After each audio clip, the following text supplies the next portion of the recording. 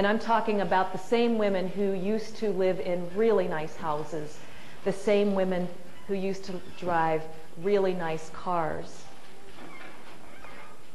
And now, even though I'm married and I love it, if, God forbid, knock on wood, my husband should ever become one of those who comes in one day and says, honey, I'm leaving, I don't want to be the person who is saying, oh gosh, please don't go. And in the back of my mind, the real reason that I'm hoping he doesn't go is because I don't want to be poor and I don't want to lose his income.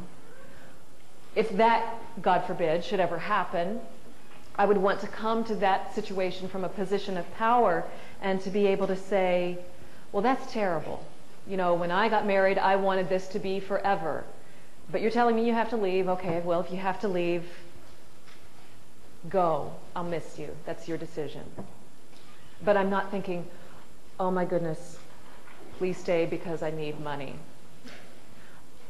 I want, if my husband should pick up and leave, I'm glad he's not here for this speech. If he should pick up and leave, yeah, I would be upset. Yes, it would be very upsetting. But I don't want to be left in the position of being poor should that happen, or struggling if that should happen. Yeah, I'd have to tighten my belt a little bit. Yeah, it would be a little bit more difficult. I wouldn't have quite as much money for clothes and for food, but I would have enough. I would be comfortable. Yes?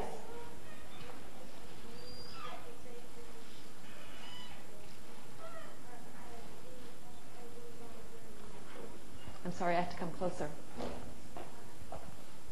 It's okay. What if? What if a man took the same position as you take you like him and he said that he didn't want to raise you had all the money. Well, she says, what is your name, hon? Melody? Melanie? Melanie says, what if I was the one who came in and said to my husband, well, I'm going to leave?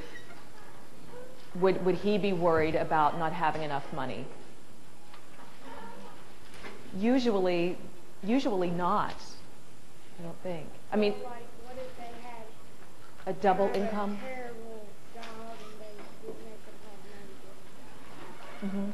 It is possible. It is possible that that the same thing could happen if you turned it around. But usually, and certainly, most families now have double incomes, and so if the guy leaves, he's going to lose some money too because he's going from a double income to a single income. But usually, I think it's the women who end up worse off financially, especially because they often have the children too. But thank you for bringing that up. So all of these things can happen. He could die. He could become disabled. He could lose that nice paycheck. He could be embezzling money. He could leave. So even if the prince does come, still, the only person you can rely on in life is you. I know that this is a lot to think about. This is like years from now. And so what does this even mean for you today? Why should you even think about this now? Well, I'm not here to tell you that the only way to have earning power is if you end up with a career in math and science. Some people aren't cut out for that, and they will find well-paying jobs in another area. But I can tell you that math and science typically pay more. And again, why does that matter to you? Today, you're years away from ever getting into the working world, so why should you even think about that today? Well, right now, today, just a moment, we'll get to you. Right now, you should think about you should understand what is going on in your math classes and in your science classes. And if you don't, ask your parents if you can get a tutor. Because if one day you want to be having a good paying job in the work world, you're going to have to take some tough college classes. Well, in order to take those tough college classes, you're going to have to take some tough high school classes.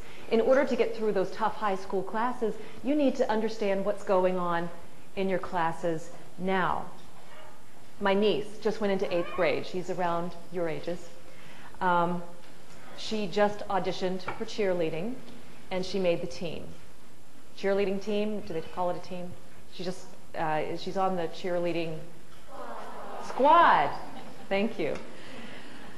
Now, when I was her age, I couldn't have auditioned for cheerleader. I had never had gymnastics, I had never had dance, I'd never done the twirling, all of those things, I had never done them.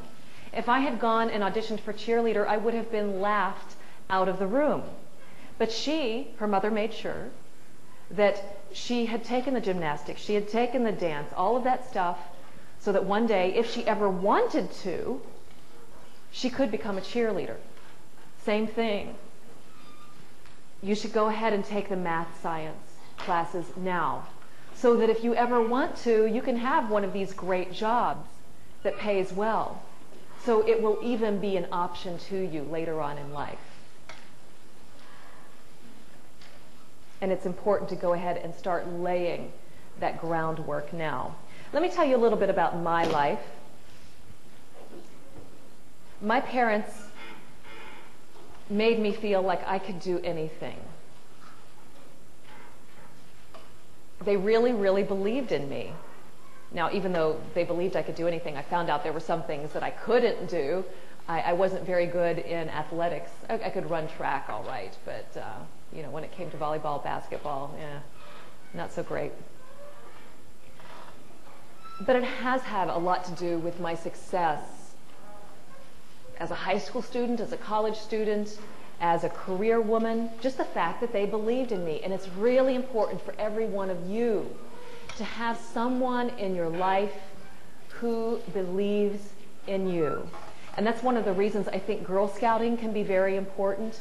I think not everybody has parents who totally believe in them, unfortunately, and you need somebody in your life who feels that way about you. And Girl Scouting is one of the places where you can find that. When I was growing up, when I was your age and when I was in high school, it was cool to be smart. All the popular girls in my class were smart. It was cool to make good grades. It was kind of uncool if you didn't. What is the kind of climate of that out there right now at your schools?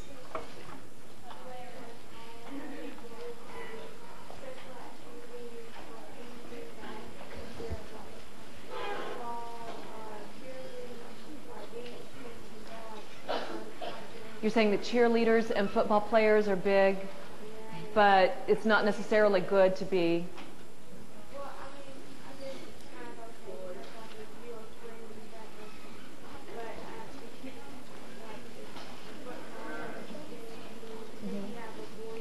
Yeah, it's football, it's dancing, it's sports, if you have a boyfriend, blah, blah, blah, blah, blah. And all those things were important at my school too, but at the same time that people were in football and sports and had the boyfriends and all of that, they also made good grades and they studied, and it was important to them to make good grades. So I encourage you, not to sit at home and be a bookworm and not be involved in anything, but do care about your grades and do try hard while you're involved in all of those other things that are important at your school. I made good grades when I was in high school. I was in the Honor Society, but I was not good at math. I was interested in artsy things. I wanted to be a fashion designer. I was interested in theater, acting. I wanted to be sometimes a hairstylist.